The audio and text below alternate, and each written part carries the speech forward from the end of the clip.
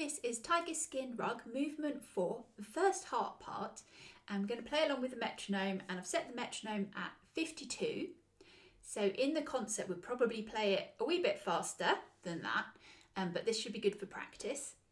And remember, if it all feels really too tricky, there is the option of joining in from bar 151, which is where it says with a bell-like sound.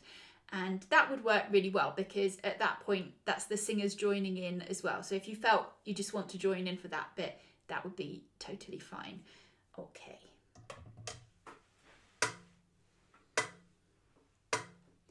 One, two, three, four.